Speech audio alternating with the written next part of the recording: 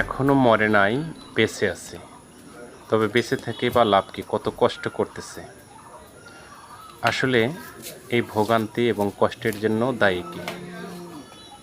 যদি সম্পূর্ণ সুস্থ অবস্থায় এই গরুটিকে, এই বাছুরটিকে এলএসডি ভাইরাসের টিকা দিত, তাহলে হয়তো ইনশাল্লাহ এ অবস্থা হতো না।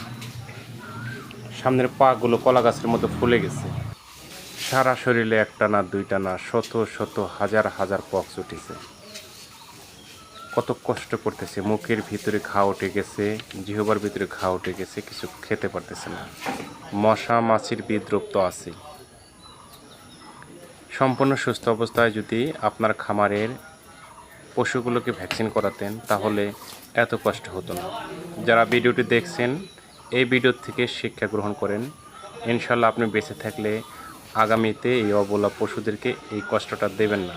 আপনি সুন্দর করে আপনার বাসায় যেগুলো গরু আছে, যদি আপনার বাসায় পর্যাপ্ত গরু না থাকে, 10টি গরু না থাকে, তাহলে পাশের বাসার খামারের সাথে পরামর্শ করে আপনারা এই এলএসডি ভাইরাসের ভ্যাকসিনটা দিয়ে নেবেন। সম্পূর্ণ সুস্থ অবস্থায় এলএসডি ভাইরাসের ভ্যাকসিন করলে ইনশাল্লাহ এই রোগ হবে না।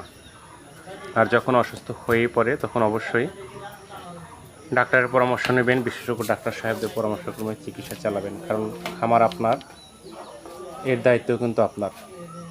পশুটিকে দেখে অনেক কষ্ট হচ্ছে, এই জন্য বেশি কথা বলার ইচ্ছাও আপনাদের সামনে আমার নাই। অবলা পশু কিছু বলতে পারে না, এইভাবে যদি মানুষ করে থাকতো, তাহলে ঢাকা বা যাদের সামর্থ্য আছে বিদেশে পর্যন্ত চিকিৎসার জন্য যেত। কত কষ্ট করতেছে, মানুষ হলে দায়িত্ব নিয়ে টিকাগুলো দিত, কিন্তু পশু তো, এদের প্রতি মায়া আর কে করে। ফেলে দিতে গেলেও 40-50 হাজার টাকার একটা বাছুর ছিল, একদম লাল টকটকে, দেখতে অনেক সুন্দর ছিল, কিন্তু টিকাটা না দেওয়ার কারণেই আজকে দেখেন এই করুণ অবস্থা। যতটুকু আছে আল্লাহ পাক যেন সুস্থ করে দেয়। দোয়া করবেন সবাই, ভালো থাকবেন।